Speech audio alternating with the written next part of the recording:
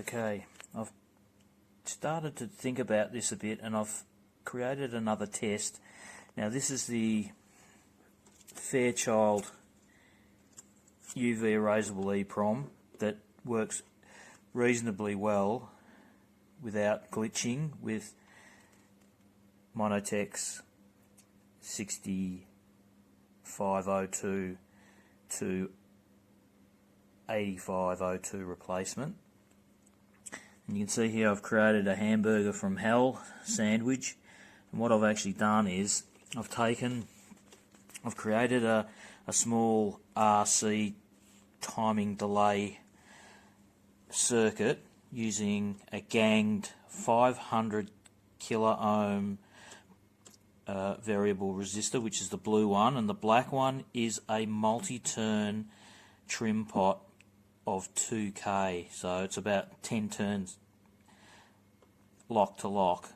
Now I've managed to isolate the glitch to about 2.1 kilo ohms, so from about 2.1 to about 2.5 is when the glitch starts to go up.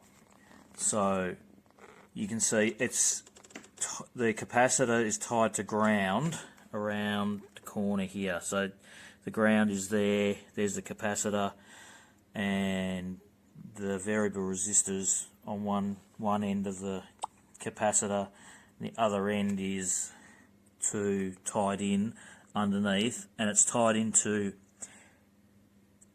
output enable or chip select. So there's only one of those pins active on the 27C64 EPROM, and you can see what I've done is with the experiment I tried it so that you can just see the glitching. So the glitching disappears if I've turned that.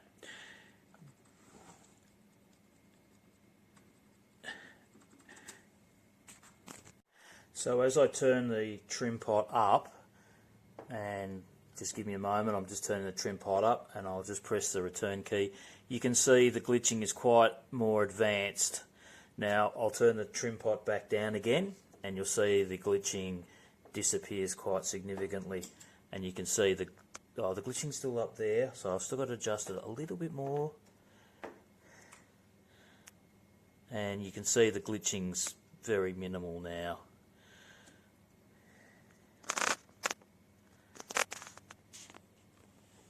So you can see I'm able to bring the glitching up, and I can turn the glitching back. So I can turn the glitching back, and I can turn the glitching up again, so I can get it really horrid. So that's just by adjusting the slew rate of the output enable. Now I should mention also that's a 68 microfarad. Sorry, that's a 68 nanofarad capacitor.